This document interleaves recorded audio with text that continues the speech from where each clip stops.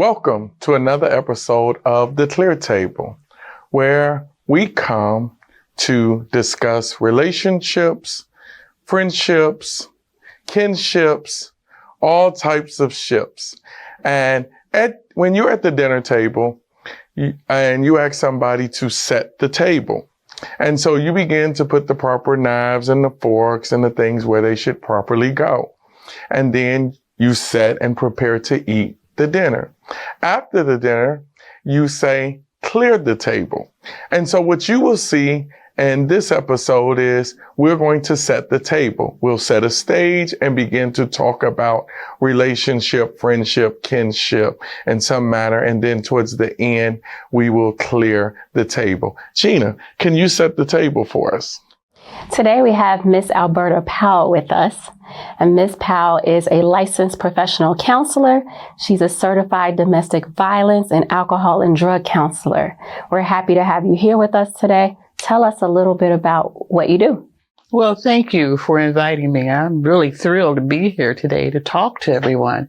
Right now, I am working in the domestic violence field, and that consists of having a caseload of several women who have been in domestic violence relationships.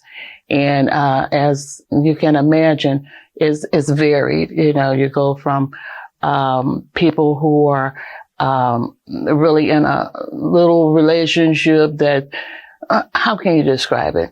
Things are just not going right for them, but they need some support, to people who are in very physical relationships and they need more support. So I meet with the women on a weekly basis. We talk about what needs to happen in their lives, and I see my job as being one who can be supportive to them, to let them know that they are validated, because a lot of women feel like they're not taken seriously because of whatever society has put out there about domestic violence and women. And also to let them know that there is hope. There is a light at the end of the tunnel.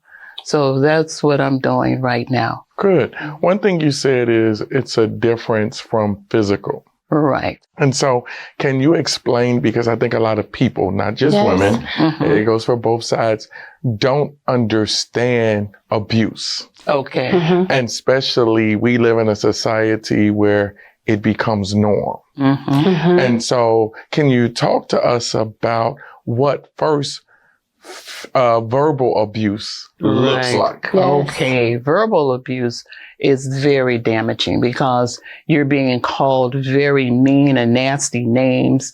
The whole objective of verbal abuse is criticism and to make you feel bad. Yeah. And belittling. To tear you down. Right, exactly. And that goes along with emotional abuse. Yeah. Well, that was going to be my next step, because people don't understand that any type of abuse and neglect causes an emotional disturbance, which is because what you have allowed to happen, because again, you don't know to say stop or no, or walk away from a situation. Exactly. Now, a lot of women come in not even realizing that they are emotionally abused. Exactly. They don't know. Right. That's key, because when you use the term domestic violence, it's an umbrella term. Exactly. And a lot of people think, like Hiram touched on, that if they say, well, I'm not being beat on, you know, so it's not physical. So I'm not experiencing, it doesn't matter. It's okay. But there's financial abuse. Yes. You know, there's verbal abuse, like you said, emotional, mental, these things. And it all falls under domestic violence if it's in your household. And it causes, as you said, an emotional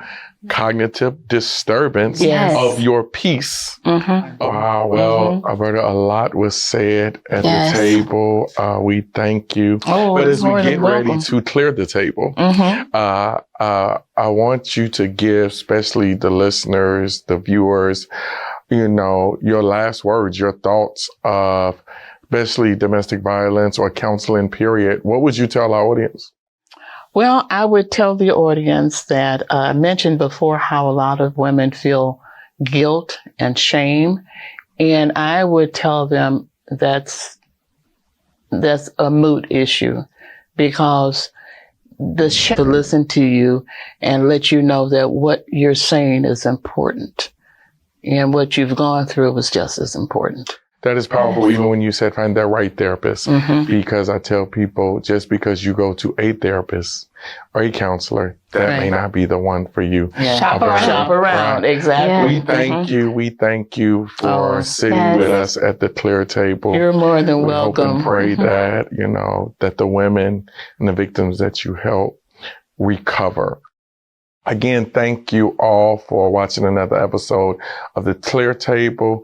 You know, if you're going through or feeling anything or don't know if this episode spoke to you, if you don't understand, if you're like, is this me? Is this not me? If you're feeling neglect, if you're feeling emotional, if you're feeling financially some kind of way, some kind of trauma, anxiety, we want you to know that there is help for you. Several things about the types of abuse. First and foremost, we have verbal abuse, which is someone talking about you, calling you horrible names, making you feel really low and insignificant. Then we have emotional and psychological abuse. Again, that deals with people talking about you, humiliating you, making you feel lower than you ever felt before. Their whole goal is to lower your self-esteem and to make you feel worthless. We also have sexual abuse, and this is very important when it comes to being married. Man may think that his wife is his property and he can do whatever he wants to with her body, which is not true. And if that ever happens, you have the right to go to the police and press charges against him because it is your body.